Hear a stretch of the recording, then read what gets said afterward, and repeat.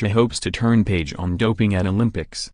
Moscow, app. While branding the World Anti-Doping Agency's key witness a nut job, Vladimir Putin said Tuesday he hopes Russia can soon leave its years of doping scandals behind. There are 168 Russians due to compete at the Pyeongchang Olympics under a neutral flag as punishment for past doping offenses.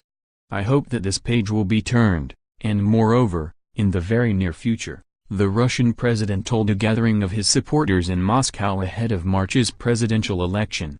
However, Putin continued to portray Russia as a victim of political intrigue designed to tarnish the good name of its athletes. Real doping problems in Russia, he said, had been exaggerated for political reasons using suspect evidence.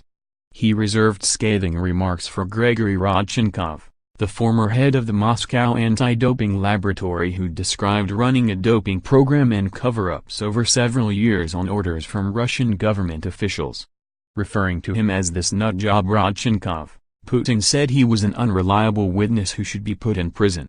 Putin also repeated a claim he made last month that Rodchenkov, who is under witness protection in the United States and says he fears for his life, is under the control of the U.S. Special Services. Putin also called on Russian athletes to obey International Olympic Committee rules at the Pyeongchang Games.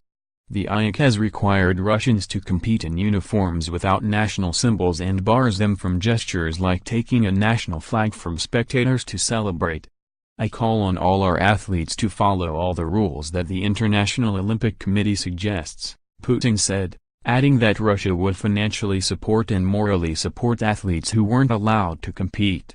The IOC has been criticized by some Russian sports officials in recent weeks after ruling some top medal hopes didn't pass its vetting process.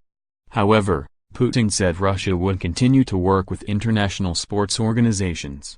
One Russian athlete who didn't receive an IOC invitation, biathlon world champion Anton Tripulin, was in the audience along with boxer Alexander Povetkin, who has twice had title fights called off after testing positive for banned substances.